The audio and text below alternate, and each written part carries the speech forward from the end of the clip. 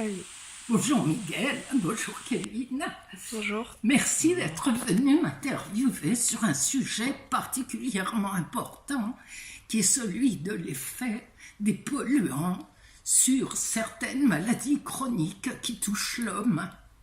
Je suis chercheur, directeur de recherche au CNRS, docteur ès sciences, et j'ai fondé à Banyuls, au laboratoire Arago, le premier laboratoire de biologie cellulaire et moléculaire. Aujourd'hui, je suis à la retraite, mais je continue toujours à publier et à travailler. Donc aujourd'hui, si j'ai bien compris, nous allons parler des polluants toxiques pour l'homme. Quels sont les polluants majeurs qu'il existe? Alors, parmi les polluants majeurs, on peut citer ce que l'on appelle les perturbateurs endocriniens. Pourquoi est-ce qu'ils sont majeurs? Parce qu'on les rencontre absolument partout, ces perturbateurs endocriniens. Donc, je pense que tu peux filmer cela parce que c'est très parlant. Il y en a dans les plastiques, il y en a dans les médicaments, il y en a absolument partout autour de nous. Mais qu'est-ce qu'un perturbateur endocrinien?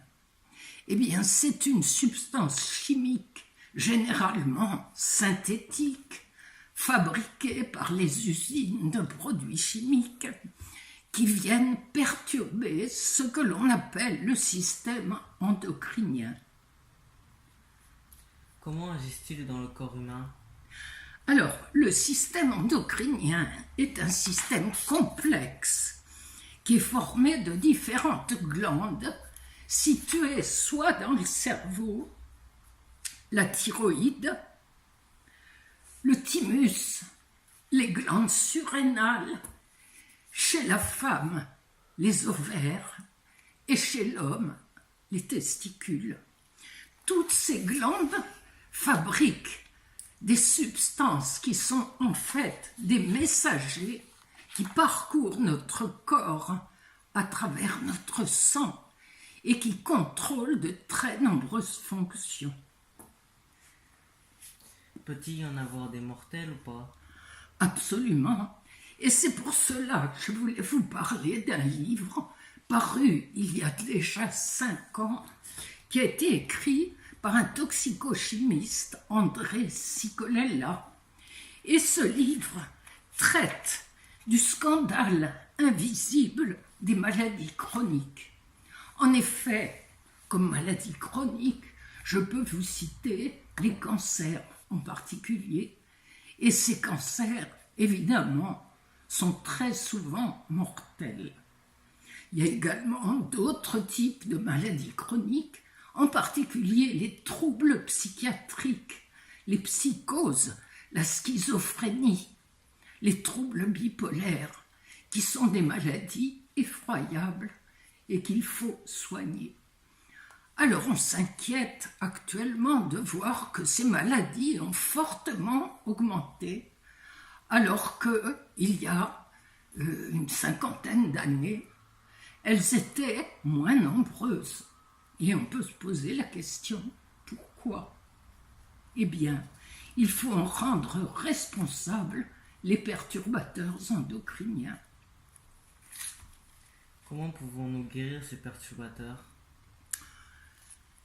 Il n'y a pas énormément de choses à faire. Il faudrait les éradiquer, les éliminer.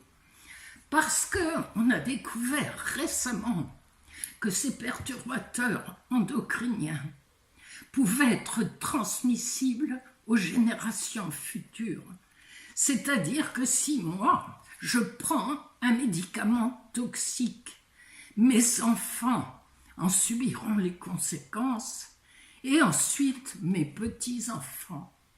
Parce que ça influe non seulement sur le génome, mais également sur quelque chose qui est plus complexe encore, qui fait fonctionner le génome Et c'est ce qu'on appelle l'épigénome.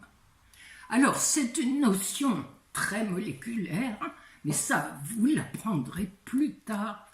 Mais tout ce que je peux vous dire, c'est que ces perturbateurs sont une véritable bombe à retardement.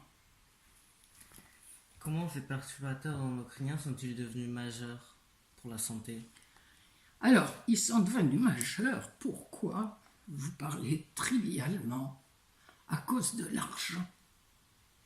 Parce que quelques personnes, producteurs de produits chimiques, propriétaires d'usines de produits chimiques, actionnaires de ces usines, ont voulu gagner plus d'argent encore. Donc, ils produisent ces médicaments ou ces produits chimiques avec un minimum de contrôle. Et la Commission européenne à Bruxelles est très très en retard, puisqu'elle vient tout juste de faire la définition du mot perturbateur endocrinien. Il s'agit d'un véritable scandale sanitaire. C'est bon?